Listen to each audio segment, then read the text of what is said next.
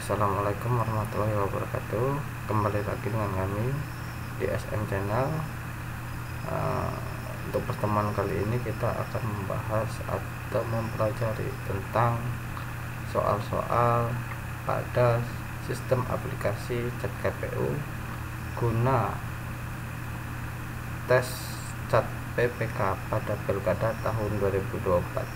Simak sampai habis agar Anda lulus di Chat tes PPK ini. Terima kasih, selamat mendengarkan, dan jangan lupa subscribe and like channel ini. Terima kasih. Baiklah, untuk soal pertama yaitu pelaksanaan pemungutan suara pada pemilihan gubernur dan wakil gubernur dan wakil wali kota secara serentak pertama kali, yaitu A. 9 Desember 2015, B. 7 Desember 2015, D. 6 Desember 2015, D. 8 Desember 2015. Jawabannya adalah A. 9 Desember 2015. Soal yang kedua, KPU adalah singkatan dari, sudah jelas jawabannya A, yaitu Komisi Pemilihan Umum.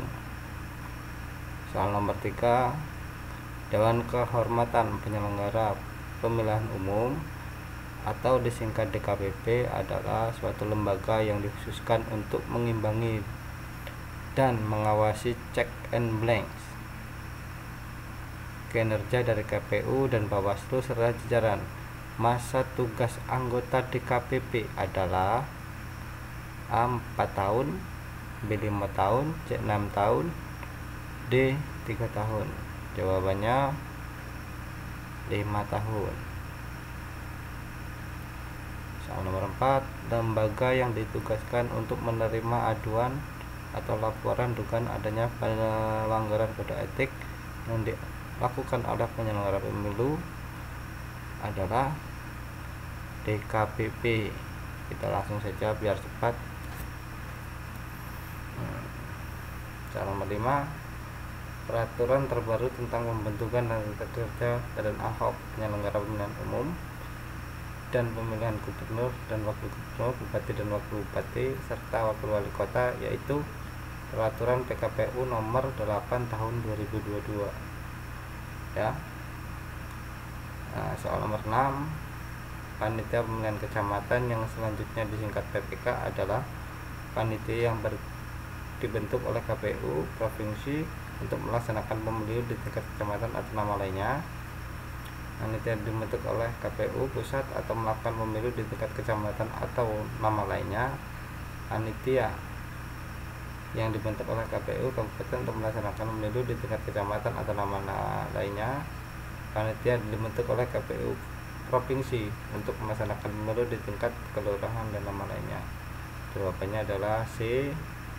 Panitia yang dibentuk oleh KPU kabupaten untuk melaksanakan pemilu di tingkat kecamatan atau nama lainnya. Soal nomor 7, panitia pemilihan kelurahan yang selanjutnya disingkat PPS adalah panitia yang dibentuk oleh KPU provinsi untuk melaksanakan pemilu di tingkat kecamatan lainnya. Yang B, panitia yang dibentuk oleh KPU kecamatan lainnya. Panitia yang dibentuk oleh KPU kabupaten untuk melaksanakan pemilu di tingkat kelurahan atau nama lainnya. Panitia yang dibentuk oleh KPU kabupaten untuk melaksanakan pemilihan tingkat di kecamatan atau kelurahan atau nama lainnya.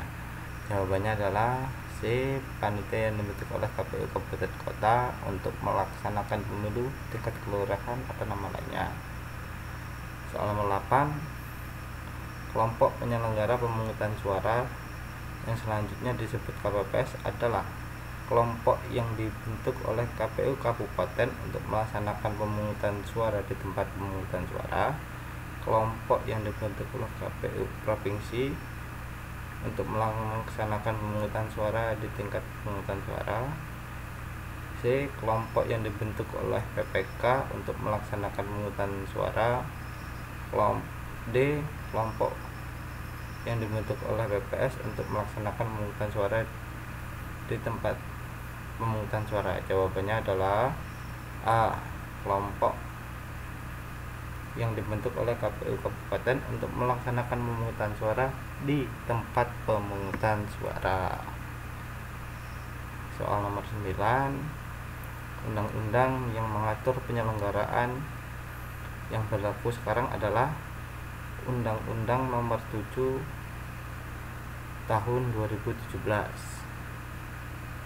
Lanjut, di bawah ini yang merupakan asas penyelenggara pemilu kecuali langsung, umum, bebas, rahasia, dan jujur dan adil. Ingat kata-kata kecuali: langsung, umum, berintegritas, rahasia, dan adil. C. Langsung, umum, rahasia, aktif, jujur, dan adil.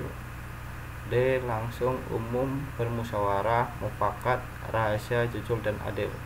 Ini di sini kata-kata kecuali: langsung, umum, bebas, rahasia, jujur, dan adil.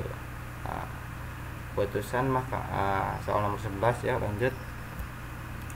Putusan Mahkamah Konstitusi yang memperbolehkan calon perseorangan untuk ikut serta dalam pemilihan kepala daerah adalah putusan MK nomor 5/PUU/5/2007. Ini putusan untuk Mahkamah Konstitusi untuk memperbolehkan calon untuk ikut serta dalam pemilihan kepala daerah. Nah, DPT adalah singkatan dari daftar pemilih tetap, nomor 12 ya. Oke. Selanjutnya nomor 13. Berapa jumlah kabupaten, kecamatan, dan kelurahan di wilayah Sumatera Selatan? Adalah belum paham. Kalau sudah tahu jawabannya, kita belajar. Tolong yang tahu silakan dijawab apa jawabannya di komen ya.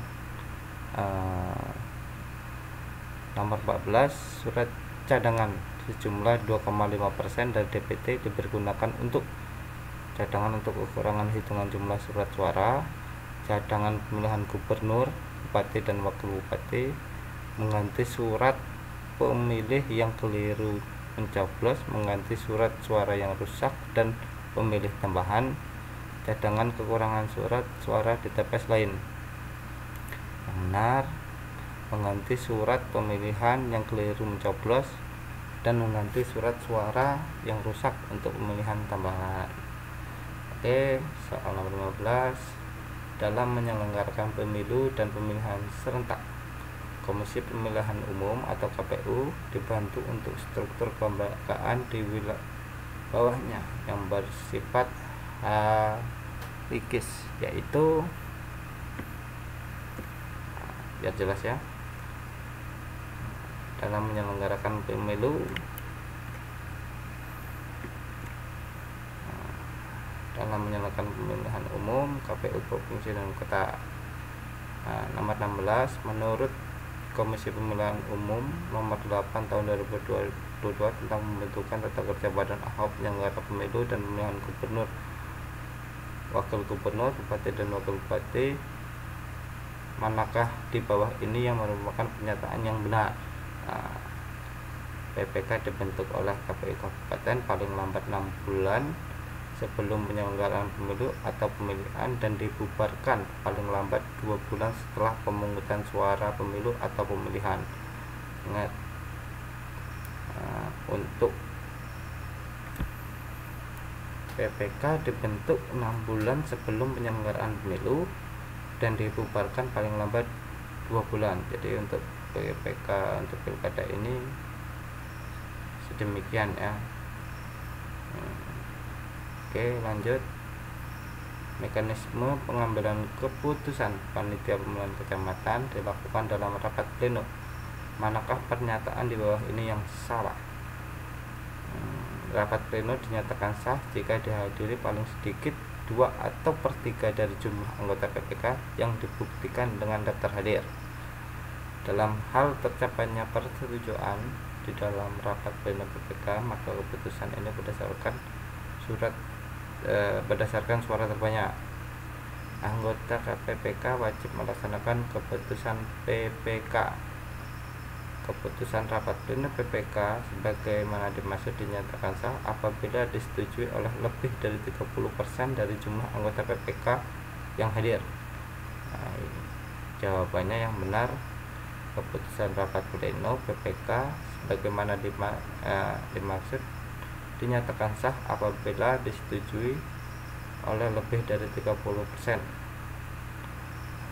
Lanjut ke soal nomor 18.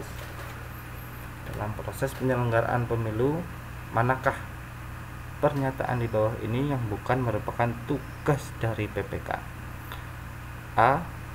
Melaksanakan semua tahapan penyelenggara pemilu di tingkat kecamatan yang telah ditetapkan oleh KPU, KPU provinsi, dan KPU kabupaten kota.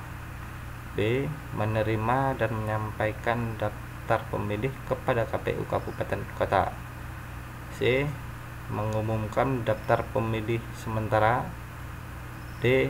Melakukan sosialisasi penyelenggara pemilu atau yang berkaitan dengan tugas dan wewenang PPK kepada masyarakat. Nah, yang benar adalah ini ya, manakah pernyataan di bawah ini yang bukan merupakan tugas dari PPK, yaitu mengumumkan daftar pemilihan sementara. Jadi yang benar untuk mengumumkan daftar pemilihan sementara adalah PPS.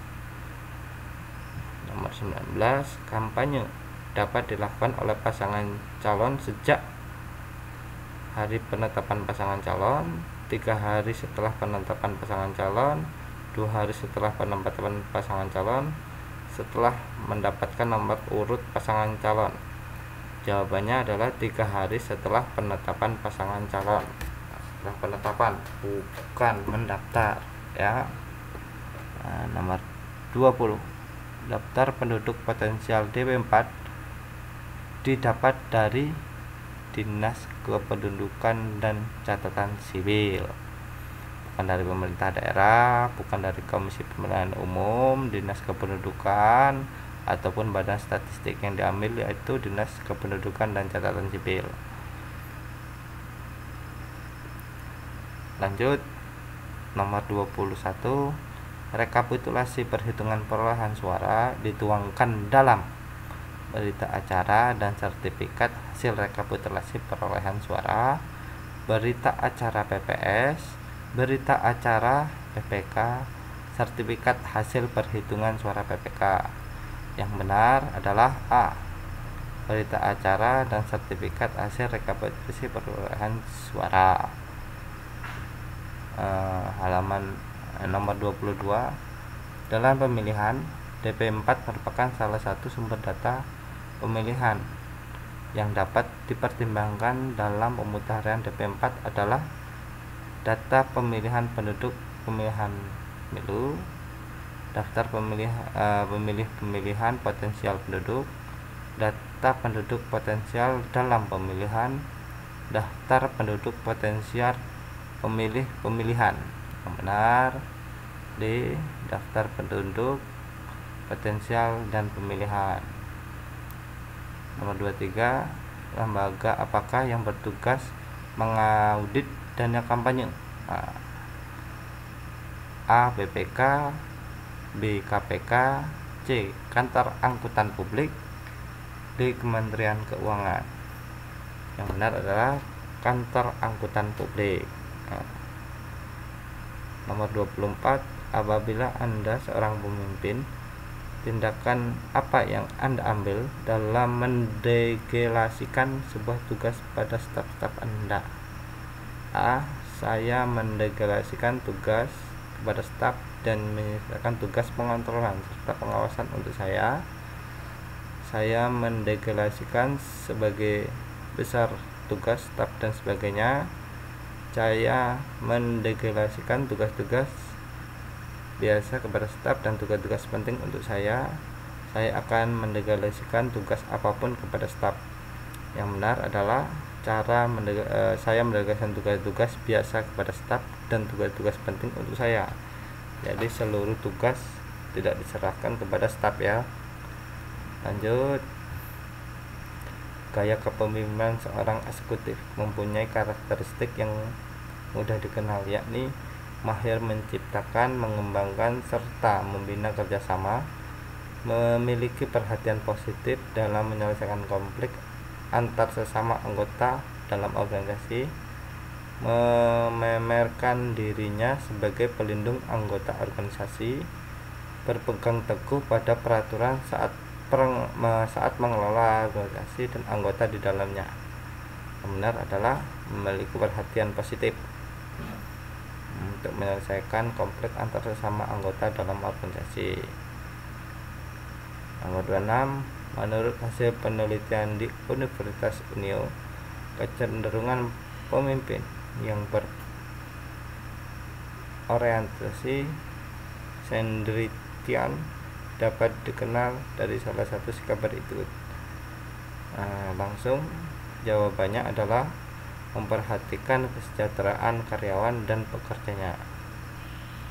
Lanjut, dalam prakteknya integritas selalu dikaitkan dengan kredibilitas, di mana integritas berkaitan dengan urusan hati, sementara berkaitan dengan komitmen. Ini ya, komitmen. Nomor 28, untuk membuka karakter penyelenggara negara yang memiliki sikap kritis, rasional, dan berintegritas tinggi, maka dalam hal ini diperlukan adanya sumpah setia jabatan, diklat perjabatan, peraturan undang-undangan yang mengatur hal sebagai berikut: kode etik dan kode perilaku. Jawabannya D, kode etik dan kode perilaku. 29, korupsi terjadinya tidak ada nilai anti korupsi yang kuat ditanamkan dalam diri melalui pembiasaan pengembangan nilai-nilai anti korupsi. Diharapkan memiliki kendali diri terhadap pengaruh buruk lingkungan, salah satunya melalui aspek sikap yang terdiri dari adil, berani, peduli, kerja keras, mandiri, sederhana, jujur, disiplin, bertanggung jawab, transparan, akuntabel, dan profesional. Ini ya, adil, berani, dan peduli. Lanjut, soal 30. Andre adalah adik Nung, Nina adalah kakak Andre, dan lebih muda daripada Nung. Siapakah yang paling tua? A. Andre, B. Nunung, C. Nina, D. Nina dan Nunung. Jawabannya adalah Nunung yang paling tua. Soal nomor 31, semua jenis burung dapat terbang, burung unta tidak dapat terbang. Pernyataan yang sesuai dengan pernyataan di atas ialah burung unta bukan termasuk jenis burung. Sebagian burung dapat terbang, sebagian burung unta dapat terbang. Burung unta termasuk jenis burung. Jawabannya adalah burung unta bukan termasuk jenis burung masa terbang. Lanjut, soal nomor 32, jarak antara kampus A dan kampus B adalah 2 kali jarak kampus C dan D. Kampus E terletak di tengah-tengah antara kampus C dan D. Selanjutnya, diketahui bahwa jarak kampus C ke kampus A sama dan jarak kampus D ke B yaitu setengah dari jarak kampus A ke kampus E. Kampus yang jaraknya paling jauh dari A adalah, jawabannya adalah kampus E. Lanjut, di soal nomor 33, jika kamu lulus maka kamu dapat hadiah. Dengan demikian, jika kamu tidak lulus maka kamu tidak dapat hadiah. Kamu tidak lulus, jika kamu tidak dapat hadiah, kamu lulus dan dapat hadiah, lulus atau tidak tetap dapat hadiah. Kenyataannya itu kamu tidak lulus jika kamu tidak dapat hadiah. Soal nomor 34, seperti rusa masuk kampung. Manakah peribahasa di atas? Makna peribahasa di atas adalah merasa tidak paham dengan sesuatu, bingung karena tidak harus berbuat apa-apa, tercengang dan heran-heran melihat sesuatu yang baru. Orang kampung masuk kota. Ini peribahasa untuk seperti rusa masuk kampung. Tercengang dan keheran-heranan melihat sesuatu yang baru. Soal nomor 35, Vicky adalah seorang anak yang sulit disuruh makan. Vicky bersedia makan nasi jika sudah dibelikan makanan favorit. Jika sudah masuk permen coklat, Vicky merupakan laki-laki kecil.